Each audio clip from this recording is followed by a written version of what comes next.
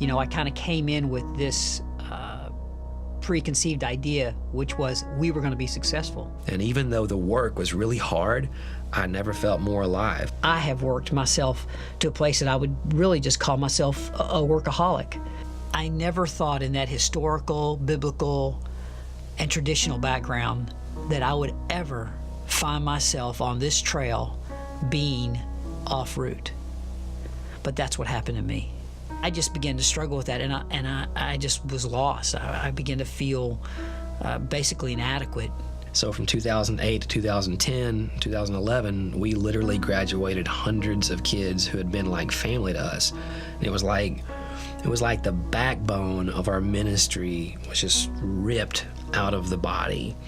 And no matter how much good we were doing for people, I found out that those heartstrings just couldn't hold us together. And when I took on this new leadership role, I wanted to do it right. And I wanted it to be spiritually right and biblically right. And even though I didn't really know what it was at the time, I could tell that there was something that was missing. I don't have enough toes and fingers. I don't have enough hairs on my head to count how many people have left life. Because everything that was teetering on the edge just fell apart. All those families left the church, and some left over me directly, which had just never happened to me. And I was writing like crazy and working in ministry like crazy and speaking like crazy. I loved God with all of my heart, and I was seeking Him every day. But for a lot of those days, I was a shell of a man in ministry because all I had left were my works. And most of the time, they just didn't work. I despised the church. I didn't even want to come. I felt less like a pastor and more like a hired hand. I wanted to go somewhere. I just needed to get back en route. And there was no coach, there was no mentor, there was no book, there was no program. I was in this journey, and I was off route. I found out that that was not punishment, that was actually the beginning of God's deepest gift to me. And so I came up with concentric circles and flow charts and this way that we could lead more effectively and we could unite behind a purpose, and how can we get our staff to do what we wanted them to do. I couldn't move, I couldn't leave that spot because the whole book was talking about one thing, and that was the transformative grace of Jesus Christ by what He did on the cross and how it affects our lives. I was becoming pretty confident that God was doing some new non-performance-based things inside of me, but I really had no idea. I couldn't see a connection to what that meant for our church. And so I went ahead and listened to this message that was given by this pastor, and it was on the gospel of grace. And it was the second time I'd ever heard the gospel presented like that. And the first time would have been in 2008 when I was with Mr. Kidd on his back porch. And all of a sudden things started to make sense for me. All of a sudden, I had an idea of what we were missing. And I began to see what a community that was grace first based and grace in the first place, what it could really be. And I saw Jesus just miraculously changing people's lives in real ways. There was something that happened in that moment that I really believe that the shell just pulled off the egg, and it was totally revealed to me that it really is the grace of God and the love of Him that transforms our life. And that's the message. That's what we tout. That's where we go. And I went and interviewed for this job at this middle school, and that day they offered it to me, and I accepted it. I took the job. And I'm watching them both become just lighter. And I watch Andrew in this dark moment become just light, and this condemnation's leaving him. And he just looks at John and he just gets bold and starts telling him stuff. Like, hey man, whether you stay or go, I just want you to know that I know where we're gonna go as a church. And Jesus, I know where He's leading us. And man, it was beautiful. It became evident that this is the place I needed to be. And that was the day that everything changed. Because Jesus was orchestrating our steps the whole way, and we found friendship and joy and delight in dark moments that we thought would destroy us. And instead, we were standing and looking out over a horizon that was a brand new day. His revelation was revealed to me, and I now know that that's the place that I want to walk.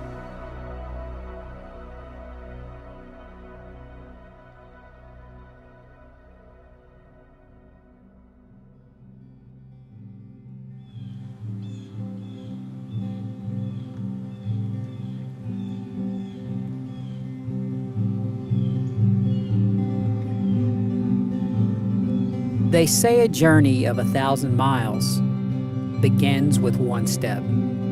Step after step after step. Summiting is a chore. To reach a summit are many steps. The trail delightful, yet the summit beckons. The view is cherished, the summit celebrated. A glance reveals more summits await.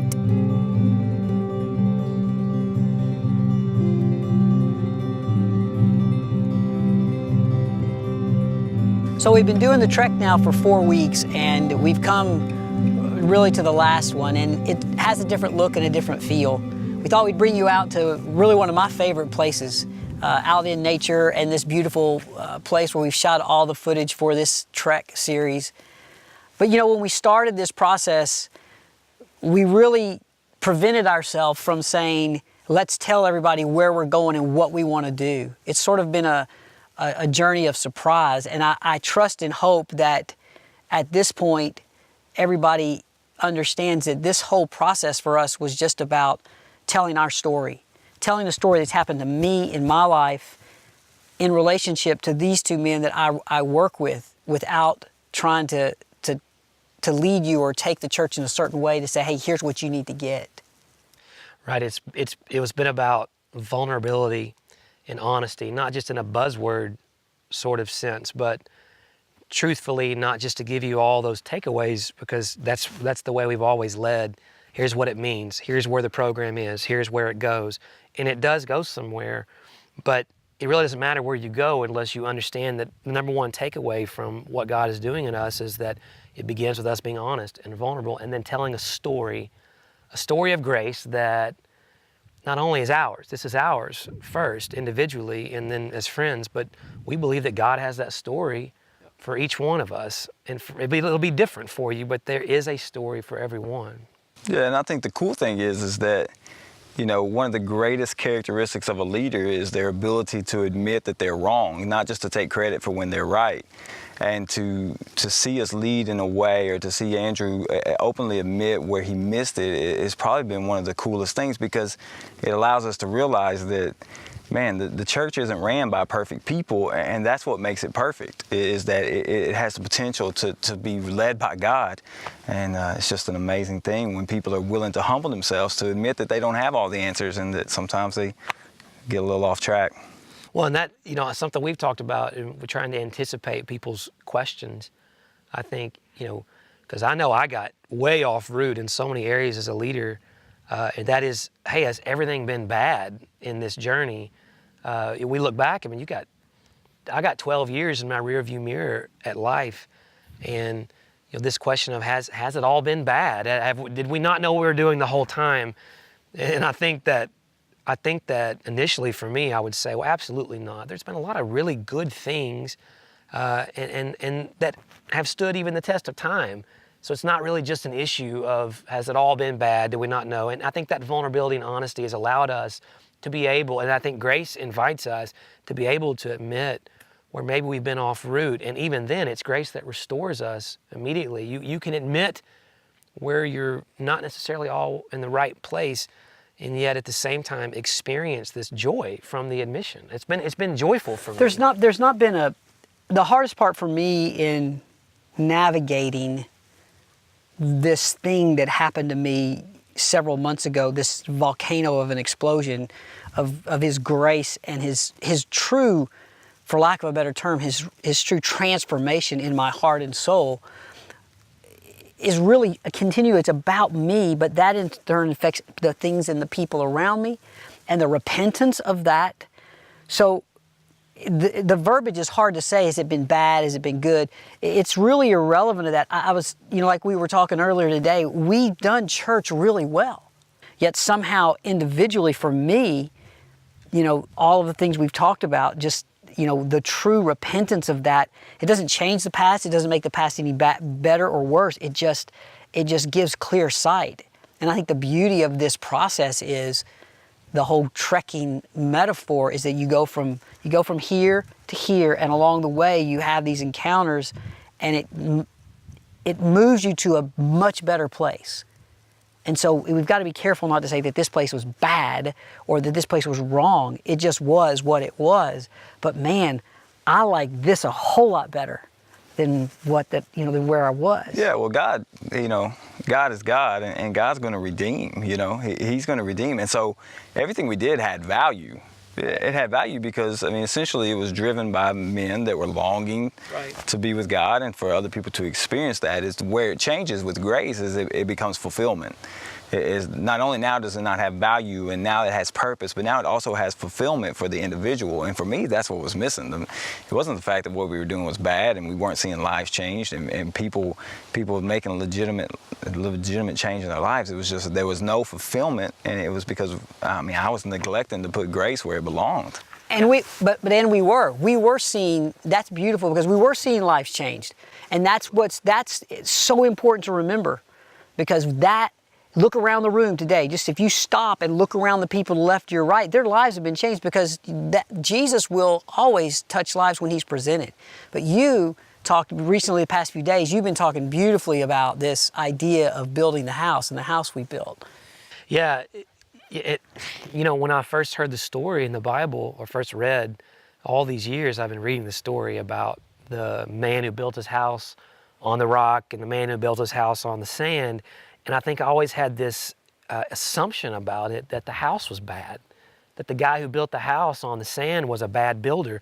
And I feel like that's not really what it says at all. It actually says that the house was good because it stood. And in some ways you may be wondering, where is all this going? And in some ways, a lot of what we've been building will be the same. Like the works have been good the whole time. It's not that those works can't stand. If you read the scripture, it's that the works can't withstand. So that the first change, and for me as a youth pastor and all those years in my story, in my off-route, the first time that you graduated high school, or there was a change in what we were doing for your family, or as a church when we changed to 2 services, or whenever we changed the music style, or any sort of change in the weather really of your life, it doesn't mean that the house wasn't good. It just can't withstand the first storm or the first hard wind to come.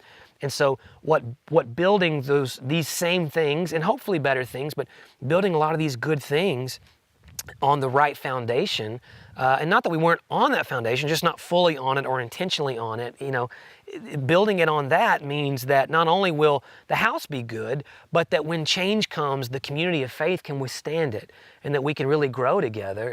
And that's what's so exciting. This is not about just fruit. We've had fruit forever, John 15. This is what Jesus said. He wants us to have fruit that lasts. And the only fruit that lasts is fruit that is grounded upon a grace-first mindset. So it's really not been bad works at all. It's been good works in the wrong order, maybe just not in the right place in what the biblical directive is. And it's also have to be maintained by the talents of people in order to maintain. And that's just a sandy foundation. It cannot last no matter how talented you are. It's perfect. You remember the golden circle, that starts in the middle with why, and then it moves out to the how and the what, and the idea that if you start with what you want, and then you try to figure out how you want to get it. The majority of people don't know why, and it's the same thing with the house built on sand. The majority of us build our lives on what we want to become. Like we want to become a successful businessman, or we want to become a successful church, or a successful author. It doesn't matter what it is, but that we know what we want to do, and then we try to go find how we're going to do it.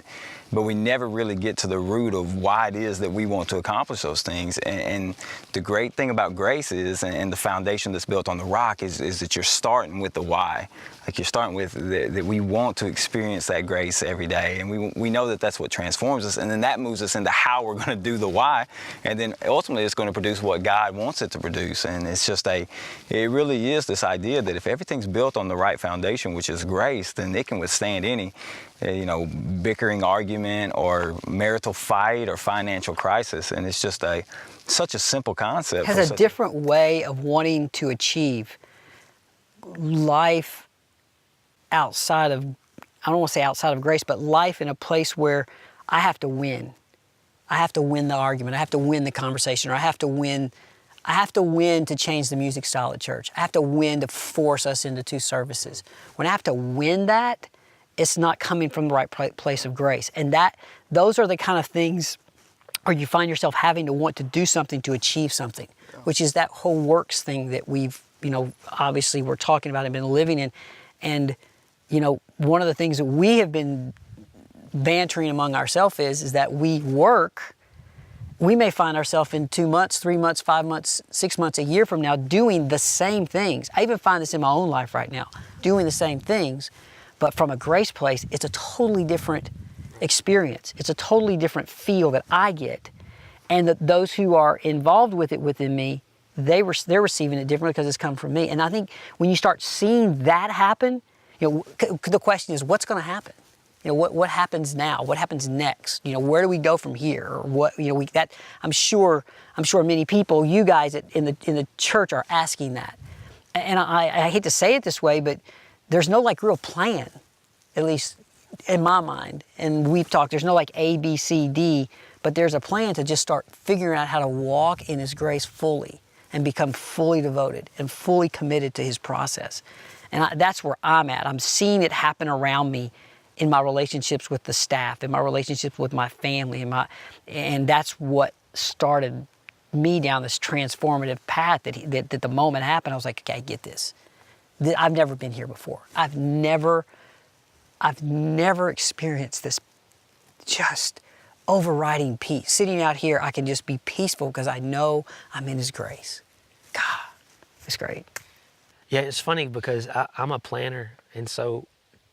And for you guys to understand that we've intentionally, and Andrew said it in the beginning of this conversation, we've intentionally not showed you the plan. We do have plans and those things, but the plan is, like John said, that's a how or a what. It's going to be something we go do. We even were talking on the trek to this spot today about how when somebody used to complain about what we were doing at church, we would immediately answer with a list of all the things we do. No, here's how we're doing it right, how we're doing it right.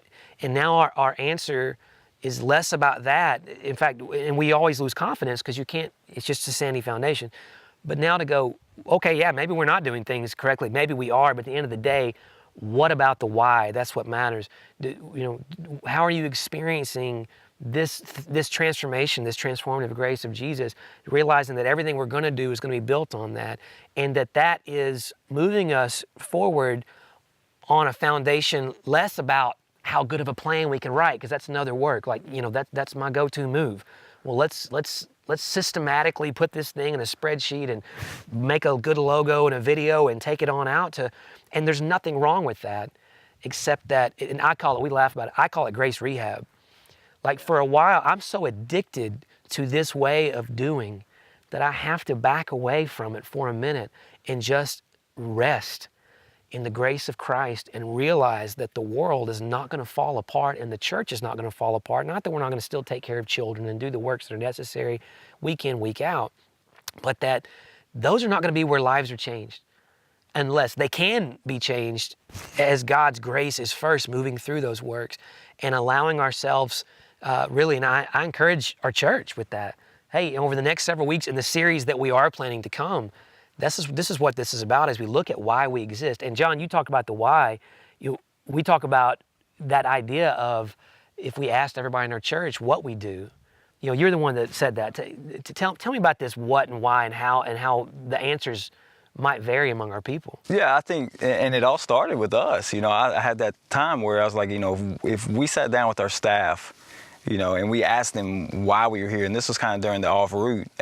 We had 9 staff members, and I could almost guarantee that we would get 9 different answers, and they wouldn't be bad answers. They wouldn't. They would all be some sort of spiritual answer, but they wouldn't be united behind this common purpose of grace. And I think that when you unite behind something that isn't dependent on us, there's nothing amazing. We say that all the time. There's nothing amazing about that grace if it's dependent on me. But when you unite people that is solely dependent on God, and you see this idea of true transformation, and we talk about there's a difference between transformation and change. If I change, there's always going to be this desire, there's always going to be this opportunity where I can go back, or I want things to change back to where they were. So like if I change shampoos and I don't like the way my hair smells, it's very easy for me to go and change back to my old shampoo.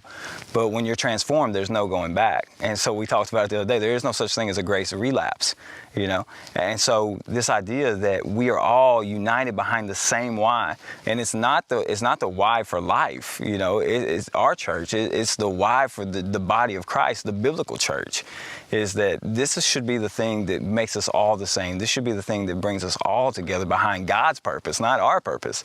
So many times we want to make like our mission and our vision something catchy and some slogan that people can remember, and that's not what this is about. This is about a true biblical why that the whole body can unite behind, and we can watch God truly transform our city and truly transform each one of us. And so, but it has to start there. It can't start with the what.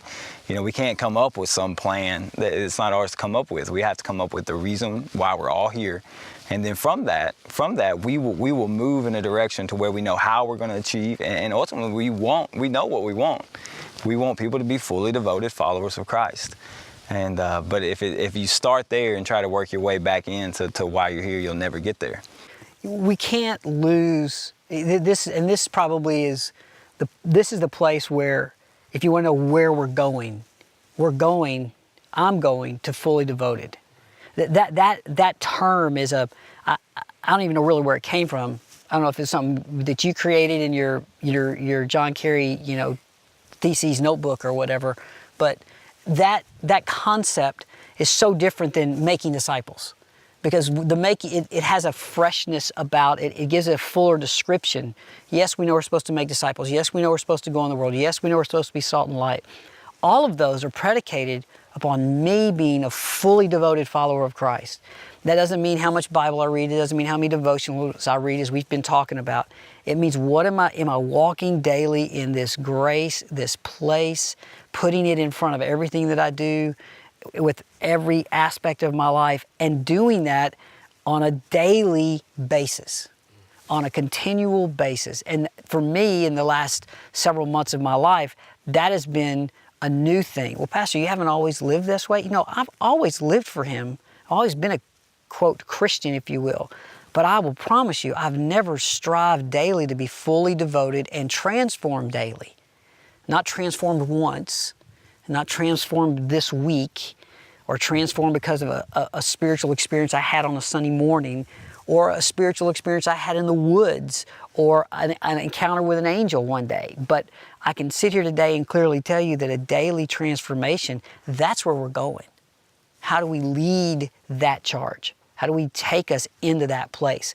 How do we exemplify that and live that in our lives? And that's kind of what I wanted to tell the story, is that here's the story and here's how we got here, because we were willing to be honest with ourselves, which is some of the stuff we've been talking about through this whole thing. Honesty with self, honesty with others, vulnerability with self and others. Vulnerability with Christ opens that door. And that brings power. So that's the collective fully devoted is really where, I mean, I really like that word. Yeah, it's a great word. And so the church person in us wants to jump to fully devoted, just being like, I got to read my Bible more, I got to pray more, which are great things to do. But there's so much more that's encapsulated when you're talking about being a fully devoted follower of Christ. And it is, like you say, that it's not just a one-time thing. It's not just something that I all of a sudden achieve one day and that I'm good to go for the rest of my life. It is something that you revisit daily. And then to watch the cycle of it cycle all the way back around is where you not only see the transformation daily in yourself, but when you begin to start to realize and recognize the transformation in other people. Mm-hmm. Yeah, and I think to realize too, even though it's a daily thing, it's not, I think I always felt, because it is making disciples, it's all the same, some of the same terms. I love how Andrew said that. It's a fresh look at it, and it's not unattainable. When you see Christ doing this, it's like we're putting the pressure on Jesus where it should have been the whole time. And Jesus said, I will build my church. You will make disciples. And we've reversed that. You know, we've really felt like we've had to build a church and hope that disciples appear. Well, yeah, that's where when we went with Be One, Reach One. Absolutely. Yeah, you know, it was there, right? It was all there, and it's good. Yeah. It's a good house. It's a good house. And the house might, you know, the structure of the house is sound. It's just that we're not in this to build good churches. Like, that's not what we're in this, and I love it. If I'm transformed, then by definition of full devotion biblically, others will experience a transformation. And really, I can't even look at the end game until I'm passionate about where it really begins. We can't just jump to making fully devoted disciples, because I cannot create in someone else what is not being authentically created in me. I can't do it. And it's not that I'm not saved and all those things, but, and I said to you guys the other day, it's like we've been running around rubbing sticks together, wanting to create this heat and smoke and call it fire, and at the end of the day, that's good. It can produce, and there's a lot of work involved, but the easiest way for me to transfer what is a true Jesus fire, and I'm not in the way we've always described that, not in our old terms, but truly a life that's transformed, the easiest way to do that is just to be on fire. And then when I come near to you, it's just natural, just our proximity to one another. And I think that we'll begin to see that's why Jesus said the yoke is easy and the burden is light. This has not always been an easy, and I don't mean just our church, American church. This is a heavy load that leaders are carrying and people are carrying, and that we expect the church's works to transform lives. And that's not the true, correct order of the gospel. That Jesus transforms lives and leads his church into good works that brings people around to the place where they meet him and their lives are transformed. And I know that sounds, again, a little semantical, but man, in that order is everything. And so as we move forward, we do feel like, and again, we may restate these things in different ways, but looking at what that why is, we've kind of come together and scripturally tried to look at, okay, what does it really mean? What is that why? And Pastor said it, it's leading us into full devotion, and we're already beginning with this experiencing grace. And so, it really is to experience, and then after we've experienced, to express this biblical, it's got to be biblical. That's what John said. We can't just define this for ourselves. It's not by an emotion. It's not by a feeling. They're biblical, and then we'll spend the rest of our time in what that means. This biblical grace and truth. Because we always want to reverse those things. We want to find truth first and tell you what you're doing wrong. No, biblical grace and then truth, because after grace, truth can really take root in you. And this grace of Christ transforms who? It transforms all people. All people. And that we are a part of all people. We're not different than them. We're a part of them. From addicts to those who are on the edge of divorce, to those who are hurting, to those who are self-righteous sitting in church today thinking that their works justify them before God. We're all the same in need of grace. It transforms all people to fully devoted followers of Jesus. And that is an end game, but it's not simple. It's not just simple. Struggle for me in this journey is not struggle, this is the wrong word.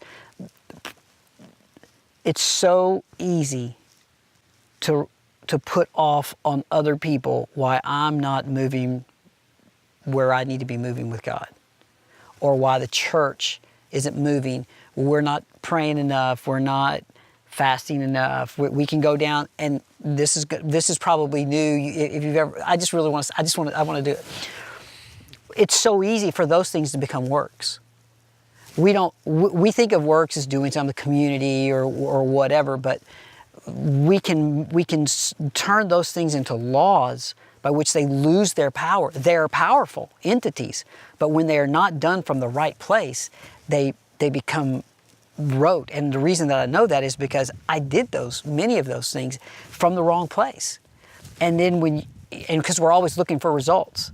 So if I do this, church will grow. If I do this, so you know what? We just need to pray for X and for 50 days, as I said before. So the church changes. Done from the wrong place, you can pray for 100 days, 100 years. And I think that's different for people to get. And I think part of it too is that repenting of it, people can't look at us and go, well, now we know why you were wrong. Sure. For me, that's what I don't want people of our church or people that watch this to think. We weren't wrong. We were just living our life for Him, just for lack of a better term, not being transformed. And looking for this freshness in our life, which we all want when we're trying to get there all different kinds of ways. And I think that's the beauty of the reality. We're trying to get there, which leads us to doing all these things. So we'll do things that don't make sense to the world. We'll hire a youth pastor who doesn't even own a Bible. I'd like to say something about our youth pastor. who doesn't own a Bible? We've joked about this. I mean, you know, we laugh about this, but you know what? John, number one, had access to the Bible. He owns the internet. Two, John was preaching in schools left and right and a youth leader. And, you know, we laugh about these things. Yeah. But I think you're right. There are going to be those who hear this story and what they want to do is indict an organization. That's right. And we've already indicted our organization. That's right. Like, there's really not a lot of room left. You're free to do that, but you can't say any more, I think, about us than we've said about ourselves.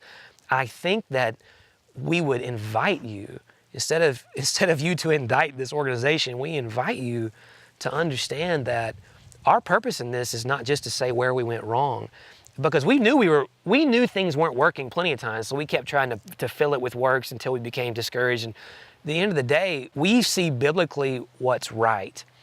And that's kind of what's new. And the reason we know that it's right is, one, it's biblical, and two, it's transforming us. Yeah, you can do whatever you want with it, because it's changed my life. I mean, and I think that's the whole point of this. The whole point of this series has been this idea of trekking. We went from here in our own life, in our own stories. We went from here to this session is the summit, where we now have come to a place where we've arrived. And I have this thing that I love about summits when I talk about it, or as we've talked about it as well, is that we kind of all came at it from different places in different ways. We kind of came up, if you will, the mountain from different places, and we kind of met on the trail leading to the summit. And once we got to the summit, man, it just was this great feeling. It was just perfect. And if you've never trekked and never climbed to a summit, when you reach a summit, there's just something, it's usually epic, or it's usually gorgeous, and it's just breathtaking. You just want to sit there and take it in. And I've shared this and preached this because it's a beautiful analogy, and that is that once you get here and you look out, there's always other places to go. And I think that's where we are. You know, so for us, if we kind of pulled it all together, everything we've done is, we know this message is now right. We know that grace is something that we're now experiencing that we haven't experienced before. And we pull together all of that, and we stand here at this moment today going, wow. And the church people, you who have watched this, you're going, man, I can't believe this. And for you, you're going, wow, this is a vista. This is a beautiful scene. And over there, I'm looking at a place I want to go. And so now let's go there. And how are we going to get there? Well, we're going to start going this way. We're going to start doing this. But we're all going to be together now. And I think that's the beauty of what this whole series has been about, is the pulling together of not one mind, one vision, but more or less one, for lack of a true term, one heart, one real heartbeat, which is the heartbeat of who He is. So that's why I love the summit concept. And regardless of all the mistakes of the past, they are what they are. And you're right, we've indicted ourselves good enough, but we're going to move into this that's ahead of us, because this summit was a great summit. And I can't imagine having come here without experiencing it. God invited you to go on this trip. God invited you, He invited me. And fortunately for us, we got to go on it together, you know? And He's inviting these people to do the same thing. He's inviting them to go on their own individual trek, but He's also provided them with a body, with a family, to do the things that family do, to love, to support, to forgive, to hold accountable, to all those things. This isn't just our story for the church. This is our story for us as individuals, that the church is our context. And so you have your own context. So don't just take it as, don't focus on the context. Focus on our individual story so that it will lead you to your own. We can't script all this out stuff just perfect. We've tried. Everything that we've done we've written, we've thought about, but we've never read it from a script. It's come from our heart, the same way that what we just said comes from our heart. We are inviting you to come go with us, because what we have experienced, and I will play it one more time, as a pastor and lead pastor of Life Assembly, I'm asking you, I'm inviting you, listen, feel free to think whatever you want to think. We are openly inviting you, as John just said, to come go with us on a journey that is transformative and will transform your life. This trek idea, man, listen, if you really want to spend time with me, come go with me. I'll trek you into the woods, and I'll show you how it really lives out in our lives. Because this is something that will change your life. it did for me at 53, and it's doing it for people that I've known all my life, that I've looked up to as some of the greatest spiritual leaders in my life, are understanding that this message of grace and the cycle of daily devotion and becoming fully devoted to Christ is life-changing and altering. And so we invite you over the next weeks, months, years, let's take a trek. Let's go to some new summits that we've never been to before.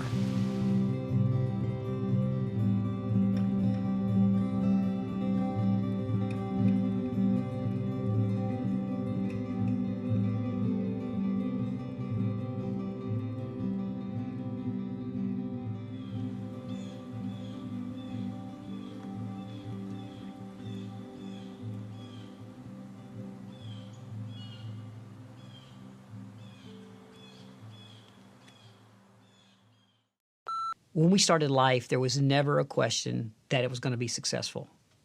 And I know that may sound prideful or haughty, but, you know, all of my preacher and peer friends, she hasn't said a word all morning.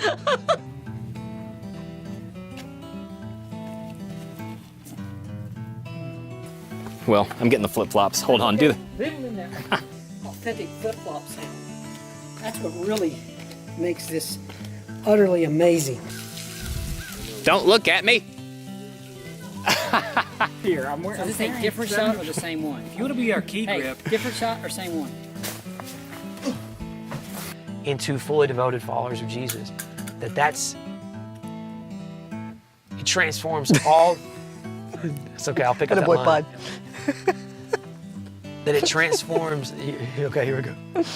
There's one thing I would like to make sure that people leave this video with, is that gray shirts with yellow pockets are in right now. No. And you can find them really cheap at local thrift shops. You wouldn't believe the amount of people that have commented on my yellow pocket. I thought it was a cool shirt.